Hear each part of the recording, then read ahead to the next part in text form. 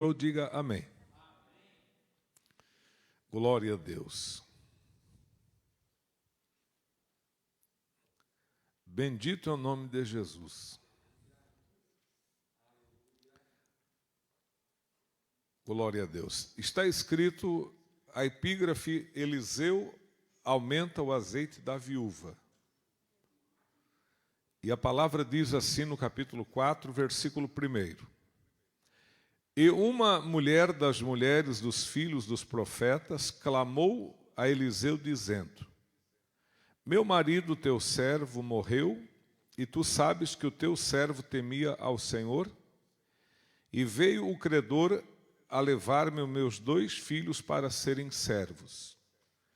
E Eliseu lhes disse: Que te hei de eu fazer? Declara-me que é o que tens em casa. E ela disse: Tua serva não tem nada em casa senão uma botija de azeite. Então disse ele: Vai, pede para ti vasos emprestados a todos os teus vizinhos, vasos vazios, não poucos. Então entra e fecha a porta sobre ti e sobre teus filhos, e deita o azeite em todos aqueles vasos, e põe à parte o que estiver cheio. Partiu, pois, dele e fechou a porta sobre si e sobre seus filhos. E eles lhe traziam os vasos e ela os enchia.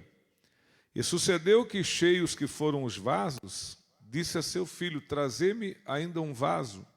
Porém ele lhe disse: Não há mais vaso nenhum. Então o azeite parou. Então veio ela e o fez saber ao homem de Deus, e disse ele: Vai, vende o azeite e paga a tua dívida, e tu e teus filhos vivei do resto. Amém? Pode sentar, meus queridos irmãos. Glória a Deus. Palavra maravilhosa, né, meus irmãos? Quem já conhecia o texto? Levante a mão. Quem? Todo mundo, né, irmãos? Palavra bem conhecida, né? Então, um problema muito comum que acontece com famílias pobres. Quando morre, digamos, a pessoa que é responsável pela provisão da casa, a coisa fica difícil. Então aqui a esposa, 2 filhos, marido morre. Não deixou herança, né? Deixou dívidas, né? E numa época que não tinha o serviço de proteção ao crédito, o famoso SPC, que joga o nome da pessoa na lama e fecha as portas de crédito para a pessoa, e a pessoa fica sem poder comprar, e nessas horas recorre para emprestar o nome de alguém, que não é uma coisa muito boa também, ficar emprestando o nome, mas enfim, não tinha SPC, mas tinha um meio de cobrança, digamos assim, bem rígido: ou paga, ou os filhos são levados como escravos para trabalhar até que a dívida seja paga.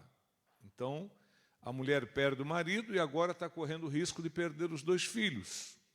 Uma situação difícil, uma situação, digamos assim, até para uma mulher desesperadora. Só sabe o valor aqui de um filho quem é mãe. Quem não é mãe talvez não tenha muita noção de o que significa para uma mãe perder um filho. Então é muito difícil, né?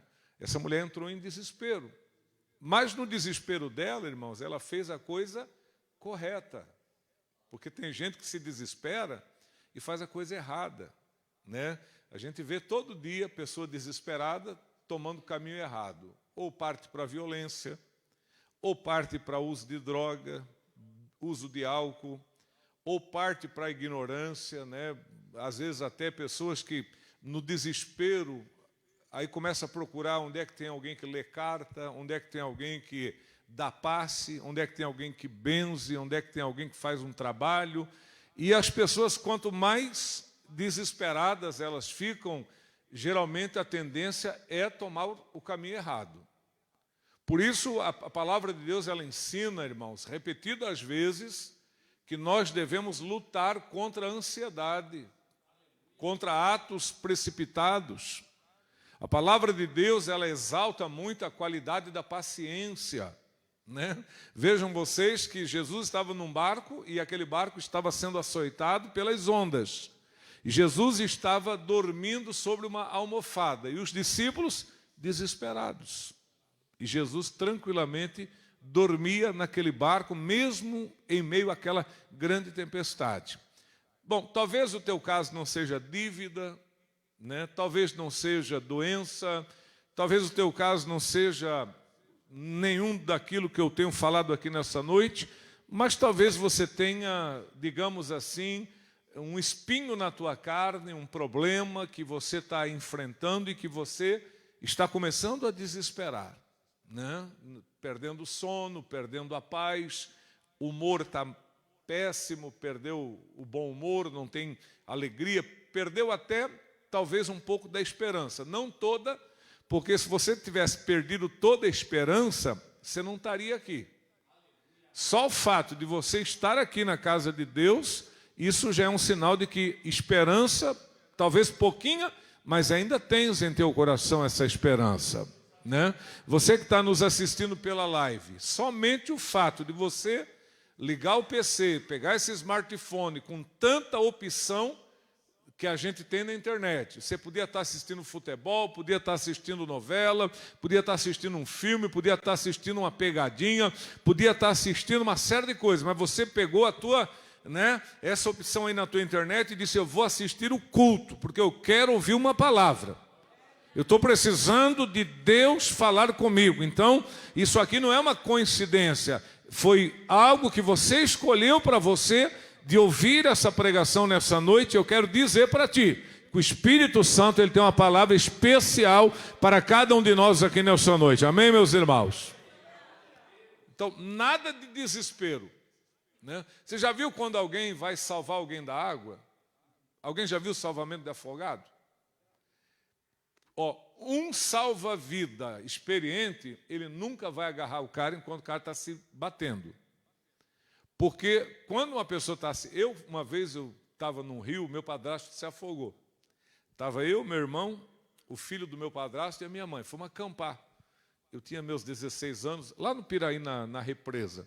Levamos barraquinha, tudo. Meu padrasto levou as garrafas de pinga que ele gostava de tomar.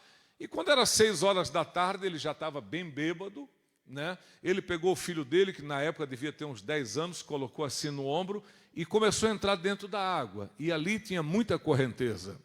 E quando ele entrou, ele caiu e ele e o filho estavam se afogando. Eu com meu irmão estávamos mais embaixo. Quando a minha mãe começou a berrar, nós corremos assim pela margem do rio e entramos na água para retirar ele. Quem chegou primeiro nele fui eu. E quando eu cheguei, ele segurou no meu braço e me puxou para baixo com eles. Aí não era mais o padrasto e o filho, era nós três, né? Mas aí, como eu era um rapaz até forte, eu consegui, nisso meu irmão deu uma empurradinha, tiramos ele da água, roxo que nem um tucum. Deus preparou que lá tinha um cara que sabia fazer respiração artificial, massagem, senão ele teria morrido com parada cardíaca. O homem veio todo inchado de água, a pele negra, roxa mesmo, afogamento terrível, né?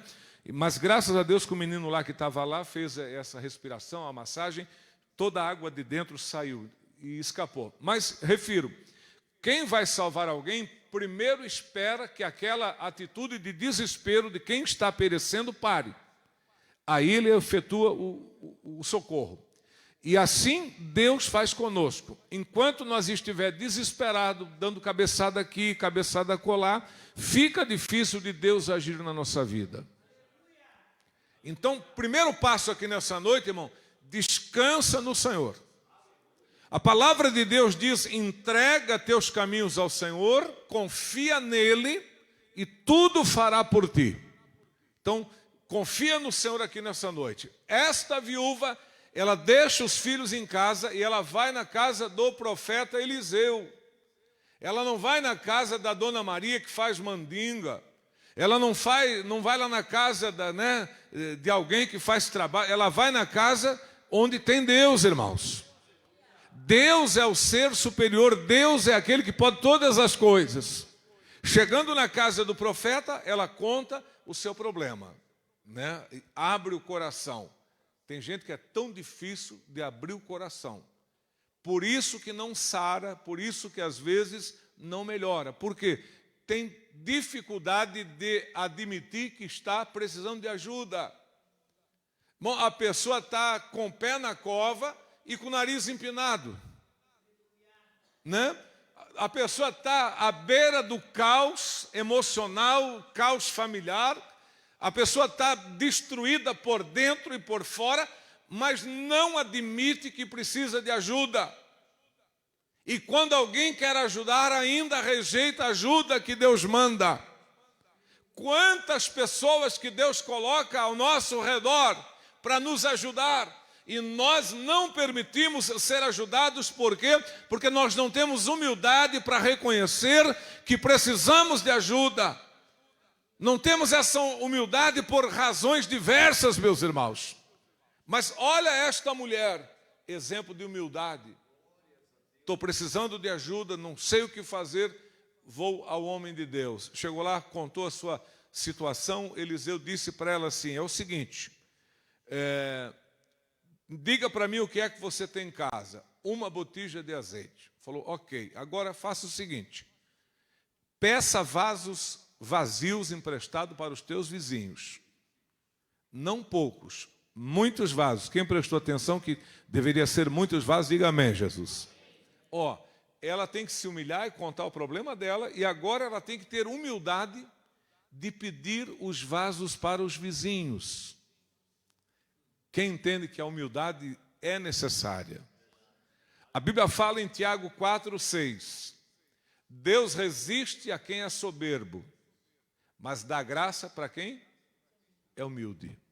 Então, com Deus, irmão, tem que tirar o salto alto. Com Deus, irmão, tem que abaixar a pontinha do nariz e entender que se nós precisamos, algo que Deus venha fazer por nós, é com humildade. Né? Então aqui ela vai ter que demonstrar a humildade dela, né? Porque os irmãos sabem, sempre tem gente que quer ser melhor do que a gente. Isso é fato. Ah, pastor, mas na igreja não. Na igreja também. Igreja é gente, onde tem gente, sempre tem aquela competitividade. O cara, não, mas eu sou melhor, eu tenho mais, eu posso mais. E aí já tem esse negócio de competência, já tem esse negócio das pessoas olhar a gente de cima a baixo, e agora eu vou ter que bater na porta da casa dela e dizer, escuta, estou precisando de um favor teu, estou precisando de um vaso, ou mais vasos vazios que você tenha na sua casa. Irmão, tem que ter muita humildade. Muita humildade. Sabe, eu venho de uma família que meu pai morreu quando tinha 12 anos, e nós ficamos na miséria, sem ter o que comer. E nós tínhamos que ir na vizinhança pedir um pouquinho de arroz, um pouquinho de feijão, um pouquinho de açúcar, um pouquinho de café. E eu ia, mas eu ia com uma vergonha lascada. Principalmente uma vizinha nossa chamada Dona Doda. O nome dela era Iroldina, mas se chamava Doda, o apelido. Ela era uma mulher maravilhosa, mas ela era bipolar. Tinha dia que ela era, né, um sorriso só, mas tinha dia, rapaz, que dava medo de olhar para a cara da Dona Doda. Mas mesmo precisando de ajuda, ela nunca negava. Ela podia estar no dia bom, ou podia estar num dia dela, assim, de humor lá no chão, mas ela sempre atendia a gente. Dona Doda, a mãe disse, se a senhora não tem um pouquinho de arroz... Dona Doda, será que a senhora não tem um pouquinho de café, um pouquinho de açúcar? E a Dona Doda servia a gente, nós ia para casa com café, com açúcar, pedido emprestado, que depois a gente até tentava pagar, mas ela nunca aceitava, né? Mas assim, quando você tem que pedir alguma coisa, se não for humilde, não pede. Então essa mulher aqui, ela deu provas de que ela era humilde. E é aquilo que Jesus falou em Mateus capítulo 7, versículo 7. Quem lembra? Aquele que pede, recebe. Então, se você pedir, você recebe. Então, essa mulher, ela foi muito humilde. Outra coisa que eu aprendo aqui, irmão, só vai conseguir vasos emprestados, que ela tinha que emprestar os vasos, só vai conseguir vasos emprestados quem seguir a paz com todos. Hebreus 12, 14 diz o quê? Seguir a paz com todos. Ah, pastor, mas o cara é budista. Siga a paz com ele. Pastor, mas o cara é do candomblé. Siga a paz com ele. Pastor, mas o cara é da barra pesada, é envolvido nisso. Siga a paz, no que depender de você, tenha paz com todos, irmãos.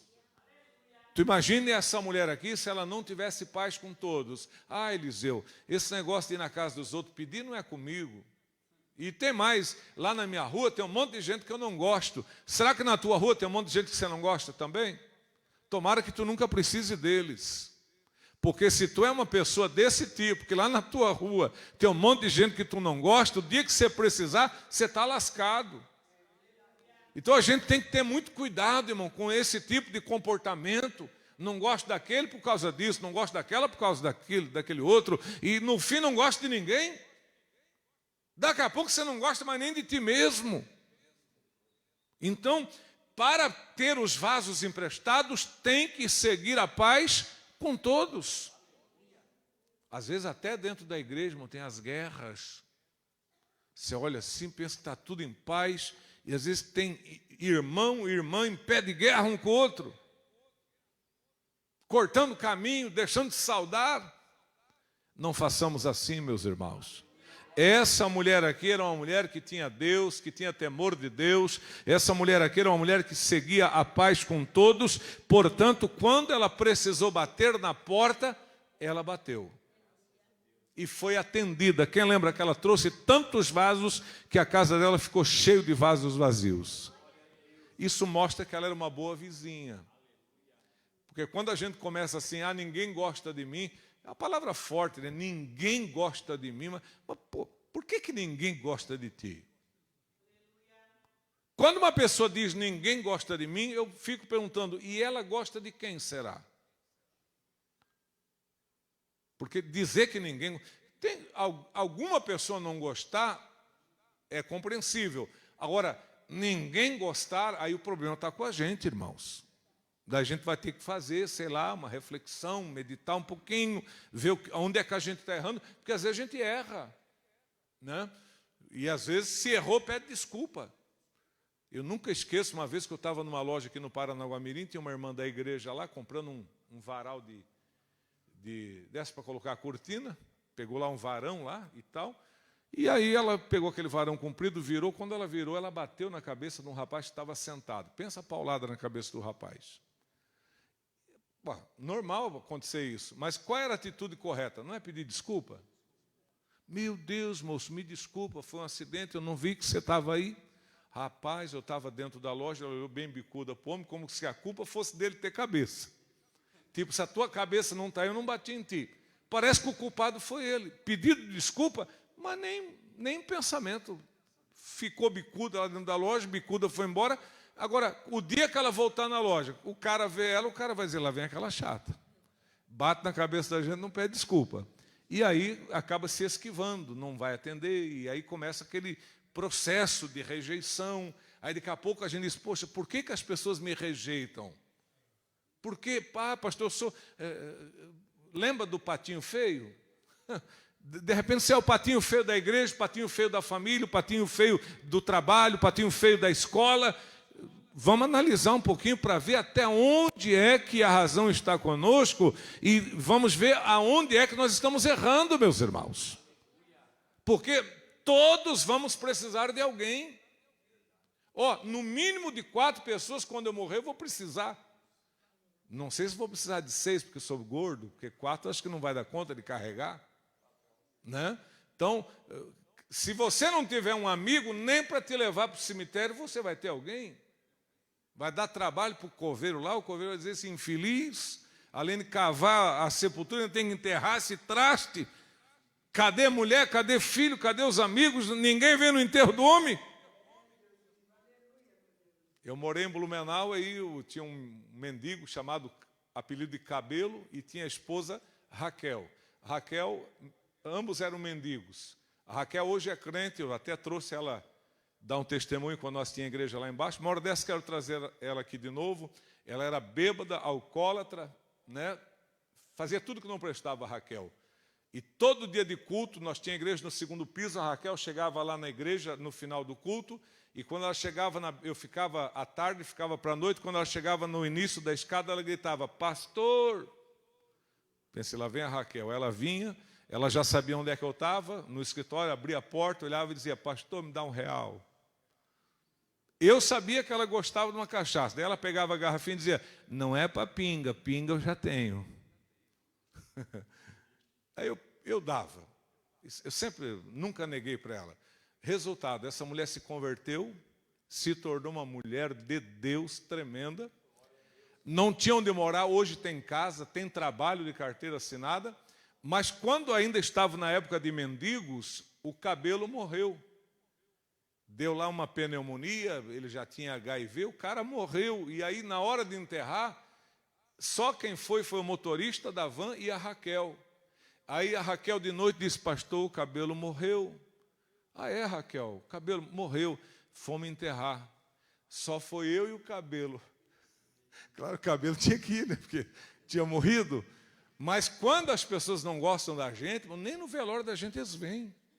Então vamos tentar ser um pouquinho melhor com as pessoas, tratar melhor, ser mais amigo, ser mais útil para as pessoas também. Amém, meus irmãos? Então essa mulher aqui, ela conseguiu vasos emprestados, por quê? Porque era uma boa vizinha. Agora, presta atenção, irmão, ela tinha em casa o quê? Uma botija de azeite. Quem sabe que o vaso é grande, mas a botija é pequena. O que eu entendo aqui, o que eu aprendo? Que mais vale ser pequeno e ter conteúdo do que ser grande e ser vazio. Mas tem muita gente grande e vazia. Muita gente, né? Que cresceu materialmente, cresceu na mídia, tem nome, é conhecido, onde chega é conhecido, mas às vezes é grande, mas não tem conteúdo. A botija era pequena, mas estava cheia de azeite. Então, meu irmão, não procure tanto em crescer, em ser conhecido, em ser lembrado. Procure em ter um conteúdo. Seja uma pessoa que tenha a presença de Deus em você. Amém, meus irmãos? Quem que consegue me entender? Diga amém, Jesus. Tu lembra dos irmãos do Davi? O Samuel chegou lá para ungir alguém para ser rei. Quem aqui Samuel viu primeiro? Não foi Samá, Abinadab e Eliabe e os demais irmãos de Davi? Samuel ficou impressionado com o tamanho dos moços. Alto, forte, bonito, boa aparência. Quando Samuel olhou os irmãos de Davi, ele pensou, bom, certamente é isso aí o escolhido de Deus, o ungido. Deus disse, Samuel, tu está olhando para a aparência. O vaso é grande, mas não tem conteúdo. Não é esse. Passou o primeiro, passou o segundo, passou o terceiro, passaram 7 varões. Deus disse, não, não, não, não. Todos vasos grandes, mas sem conteúdo, meus irmãos. Quando passou o último, que era o 7º, Deus não escolheu. Samuel meio que desconcertado, acredito, assim no jeito de falar, disse, tem mais algum varão? A resposta de Jessé foi qual? O menor. Está no campo. Mande chamá-lo, disse Samuel. Foram chamar Davi. Quando Davi chegou na presença de Samuel, Samuel colocou os olhos em Davi. Deus disse, aí está aquele a quem eu tenho escolhido. É pequeno, mas tem conteúdo. Louvado seja o nome do Senhor. Glória seja dada ao nome de Jesus. Amém, meus irmãos? Às vezes você é pequeno, não é nem notado. Mas o importante é você ter conteúdo. Tá bom? Quando abre a boca para dar um conselho, quando abre a boca para orar por alguém, né? Quando abre a boca para falar de Jesus para alguém, Deus te usa, isso é o importante. E para finalizar aqui, meus irmãos, é assim, ó. A botija, ela tem pouco azeite, quem sabe diga amém. Só que aqui tem uma coisa bem importante. Essa botija tinha pouco azeite, mas ela estava em casa. Então, presta atenção. Pastor, eu sou o crente mais fraco dessa igreja, pastor. Mas você está na casa. Não saia. Fica firme. Quem consegue me entender, diga amém, Jesus. Às vezes você, pastor, eu sou tão fraco, eu sou uma pessoa que desanima com facilidade, eu sou uma pessoa que não sei superar dificuldade, não sei enfrentar problemas, eu sou uma pessoa, né, digamos assim, tão cheia de falhas. Mas tu está na casa, fica firme. O importante é você estar na casa. Filipenses capítulo 1, versículo 6, diz assim, aquele que em vós começou a boa obra, aperfeiçoará até o dia da vinda de Cristo. Você tem pouco azeite na tua maneira de analisar você. Quando você se analisa, você diz, bom, o crente mais fraco dessa igreja sou eu. Mas você está aqui na casa do Senhor. E Deus que começou aquela obra em você, Ele vai terminar essa obra. De repente você está precisando de uma libertação em alguma área, está precisando de mudança em outra área, está precisando, né, melhorar em algum ponto da sua vida. Mas assim, aqui é a olaria de Jeová, irmão. Ele é o oleiro e nós somos o vaso. Ele está trabalhando na nossa vida. As coisas vão chegar nos seus devidos lugares, eu tenho certeza disso.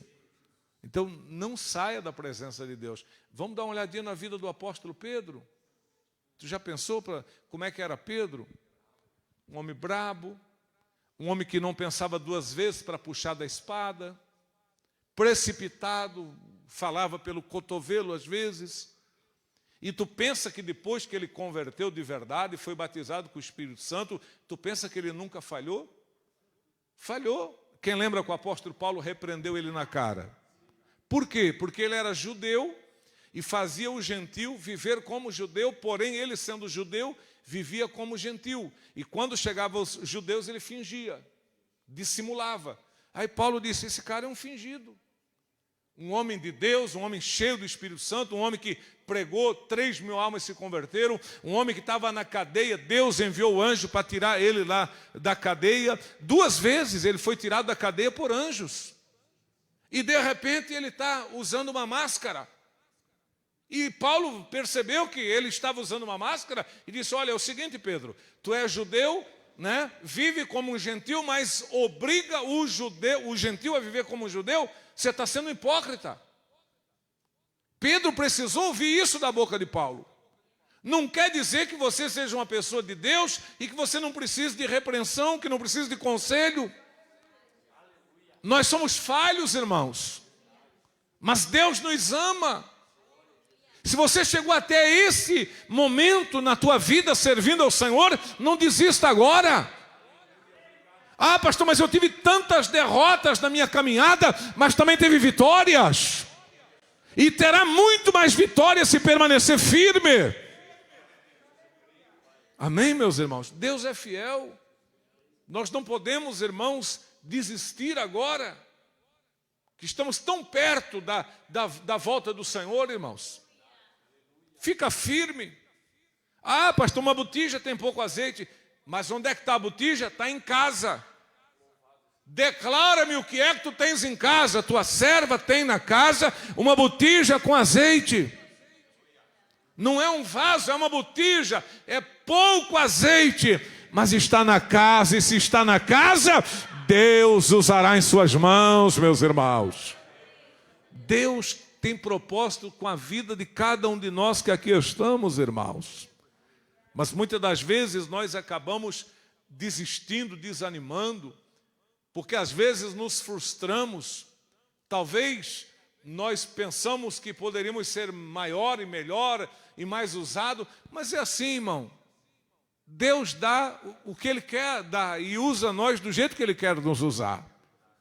Então nós temos que entender que se eu estou fazendo a minha parte, qual é a minha parte? É servir ao Senhor, buscar ao Senhor.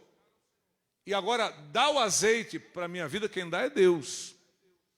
Então, se de repente eu sou uma botija, não sou um vaso, mas estou na casa e Deus vai me usar. Você não é um vaso, é uma botija pequena.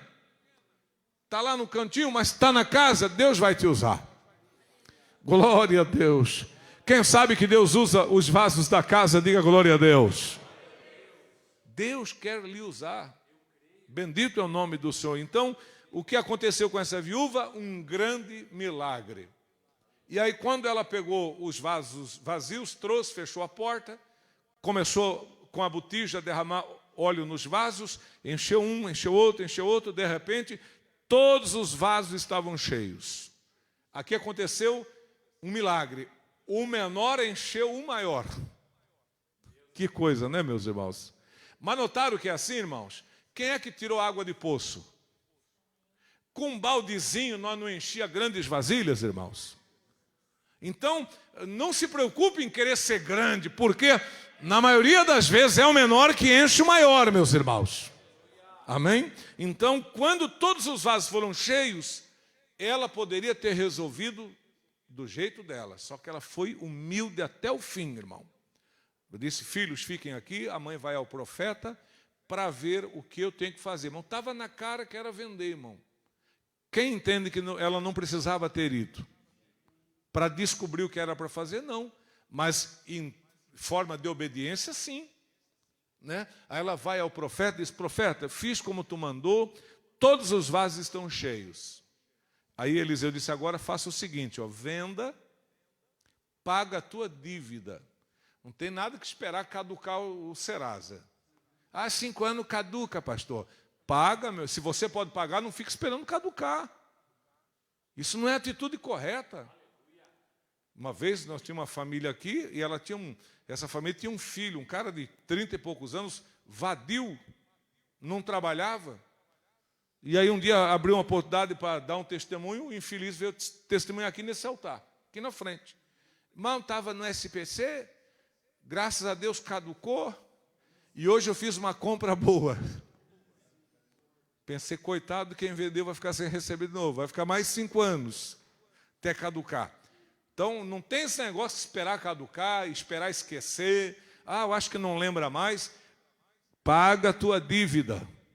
Vai lá, paga tudo o que você deve. O que é que a Bíblia diz? A ninguém devais coisa alguma, a não ser o quê? O amor. Real tu tem que pagar, meu amigo. O que você emprestou, tem que pagar. A menos que a pessoa não queira receber. A pessoa não quer receber. Não, pode ficar tranquilo, Deus abençoe, não precisa me pagar. Aí é uma história. Agora, se você deve, paga. Esse foi o conselho dado pelo profeta à viúva. Vai, paga o que você deve e viva com aquilo que sobra. Nós temos dificuldade nessa questão. Viver com aquilo que sobra. Quem sabe que a maioria tem dificuldade para isso? Bom, vou dar um exemplo aqui bíblico. Se alguém quiser contrariar, vai contrariar Jesus. Tipo, questão de contribuição financeira. Quem sabe que o dízimo, na verdade, é um compromisso nosso com Deus? Quem sabe disso? Quem sabe? Então, você tem o teu dinheiro, você vai tirar aquilo que você deve. Eu estou devendo para a Bahia, eu estou devendo para Pernambucano, eu estou devendo ali no shopping, eu estou devendo aqui, mas eu também tenho um compromisso com Deus, porque o dízimo é do Senhor. Então, eu retiro o dízimo, retiro as minhas prestações, e agora eu vou viver com o resto, com o que sobra. Pastor, mas eu queria trocar de carro. Não dá agora? Espera um pouquinho. Mas eu queria fazer uma viagem. Mas não dá agora? Espera um pouquinho. Mas eu queria comprar isso, comprar aquilo.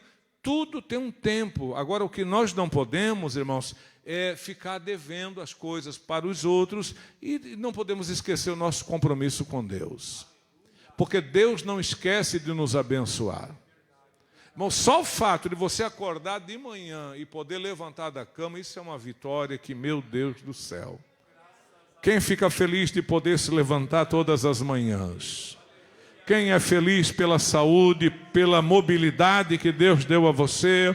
Quem é feliz por Deus ter dado um trabalho para você ganhar o teu pão de cada dia? Quem é feliz pela vida que Deus tem lhe dado? Levante essa mão e diga glória a Deus. Irmãos, nós somos ricos e nós não percebemos isso. A gente não percebe, né? Nós somos ricos. Bom, tem gente que não sai da cama há anos. Tem gente que nunca saiu da cama. Tem gente que nunca viu a luz do dia, o rosto do pai e da mãe. Tem gente, irmão, que não consegue caminhar 10 metros. Tem gente que não tem mãos, não tem pés. E Deus tem lhe dado essa saúde, essa condição de trabalhar, de servir ao Senhor, de servir a família, de servir a sociedade. E isso é um privilégio para nós, meus irmãos. Deus tem nos dado isso, então sejamos gratos pelo que Deus nos deu. Amém, meus irmãos? Então, paga o que você deve e vive do resto. né? O resto aqui não é uma coisa, digamos assim, pejorativa, né? Esses dias alguém disse restos mortais, aí a pessoa ficou brava. Restos mortais, sabe que é restos mortais, é o que sobrou, é o corpo, não é pejorativo. Então, quando Eliseu diz vivei do resto, não estamos falando aqui de uma sobra de comida no prato. Não estamos falando aqui de uma sobra de um fundo de uma caneca de café que sobrou 2 dedos de café e você vai viver com... Não é isso. Viver do resto com aquilo que sobrou, né? Que deve ter sido uma quantia razoável. Porque o azeite, irmão, era uma matéria-prima cara. Você tem noção de que como o azeite era útil? Quem sabia que no culto não podia faltar azeite? O azeite é quem mantinha as lâmpadas acesas. O azeite é que ungia o profeta, que ungia o rei. O azeite, muitas das vezes, era jogado sobre as ofertas. O azeite, irmãos, era alimento na mesa das pessoas, usado como alimento. O azeite, irmão, era usado como cosméticos na parte do embelezamento para ungir cabeça, para hidratar a pele. Então, o azeite era uma matéria-prima usada no embelezamento, na alimentação, no sagrado, que era o culto. Irmão, quem tinha azeite estava rico. Irmão, isso aqui era uma galinha de ovos de ouro que essa mulher tinha na mão. Querido, quando Deus dá coisa boa, meus irmãos. Deus não vai te dar luta, problema para você se arrepender lá na frente. A Bíblia fala em Provérbios 10, versículo 22, que a bênção de Deus enriquece e não acrescenta dores. O que Deus tem para fazer na tua vida vai ser grande, meus irmãos. Amém? Essa mulher aqui, ela teve uma vida abençoada depois dessa palavra profética do homem de Deus. E nesta noite nós também vamos sair daqui abençoados, irmãos. Quem crê, diga graças a Deus. Quem crê que o Senhor vai colocar todos as barreiras, os obstáculos por terra, diga amém, Jesus. Então fica de pé na presença de Deus. Você veio buscar uma bênção,